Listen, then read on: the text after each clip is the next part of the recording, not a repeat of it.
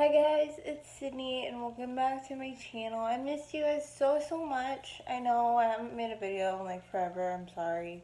So this one is going to be a little story time about how my dad confronted my bully. Okay, so this happened when I was about 5 or 6. I don't know, I still remember it like it happened yesterday. My dad, is very old, well, not very old school, but is very protective of his children. There's 3 girls, and I'm the youngest. And as you guys know, I have cerebral palsy. If you don't know, now you know. Hi, my name is Cydney. If you've never been here before, it's nice to have you. And I would get bullied all the time, and a lot of the times, like, I would get bullied by the older kids.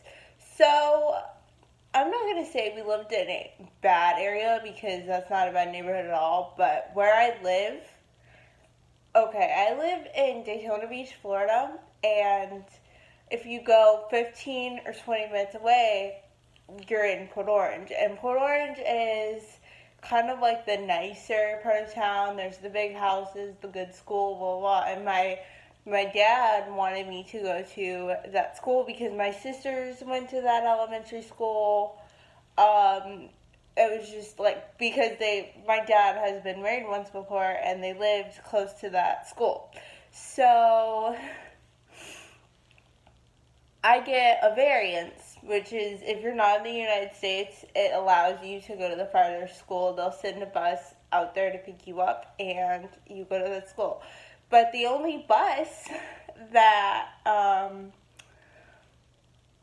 was available was the Alameda Street bus. And Alameda Street is where the projects or government housing, if you're not in the United States, is.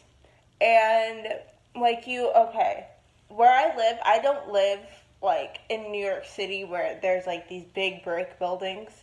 Where I live, they're all, like, kind of like little separate brick houses all in one neighborhood, but okay. So these kids would get on this bus, and there was one in particular, we're gonna call him, no, I already used Devin. We're gonna call him Joshua. So this one kid, Joshua, he, like, I don't know what it was about me and him, but he was biracial kid, freckles, bright, like, fire hydrant red hair. And I'm just like, I don't know what I was thinking, but I would stare at him. I was a weird kid, you guys. So I would just stare at him, like, the whole time, and he would get pissed off. And, like, I would say something, like, I would say, the kids would be like, oh, what, because I had just had surgery, and I'll go more into that. Basically, I had the back of my leg cut open, so I have a big scar. And the kids were like, why do you have that? Blah, blah, blah. I'm like, well, I had surgery. And, like, I would get on the bus, and one kid would go, good morning, surgery. And I'm like, oh, fuck, here we go. So I would come home crying, and my dad is like, take no shit, like, from anybody. We're from South Carolina. We don't take any shit. And it's funny, because now my sister is the same way. We were telling my sister this story when she came down, and she was like, what? Because some kid decided, sorry, sidetrack, my nephew was playing t-ball when she was stationed in Alabama.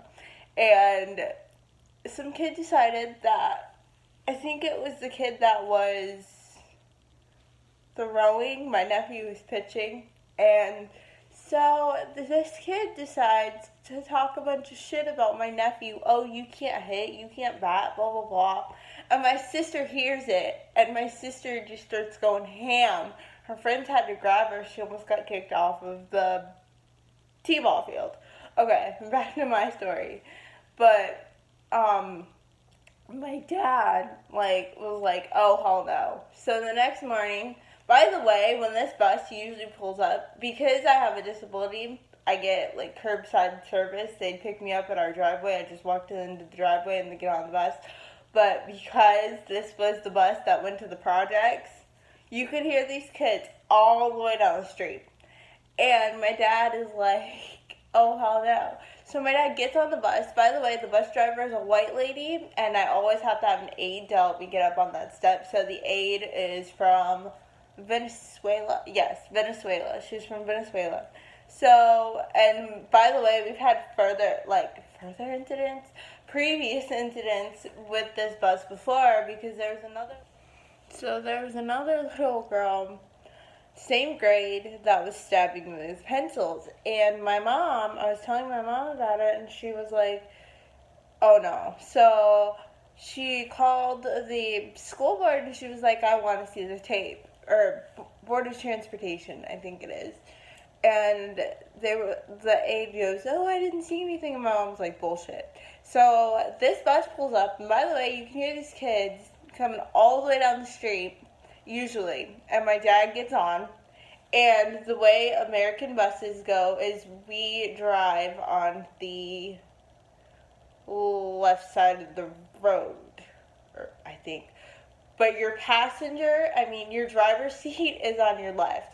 So it was driver's side on the left and passenger side on the right, and then there's seats behind each row. So, okay, I sit down in my seat, which is across from this. So my dad sits across from this kid, and in my head I'm like, oh shit, here we go.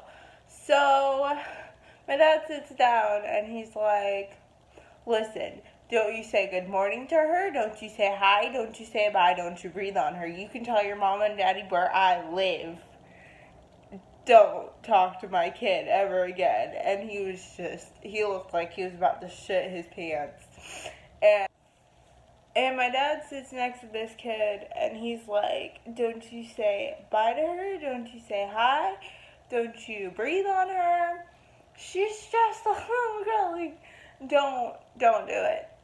And so that bus was quiet the whole way there and the whole way back. And my dad goes, you can tell your mom and daddy where I live. I'm like, oh shit. So that bus ride was quiet the whole way there, the whole way back. That kid never bothered me again. Funny thing, I think I found him on Meet Me, and I was like, hey, you were my bully when I was a kid. And he was like, are you trying to pick up on me, like hit on me? And I'm like, oh no, So that's it. All of my social media will be down below. I love you guys so much. We're going up and up in subscribers, and it's just making me so happy. Okay, I love you guys. Bye.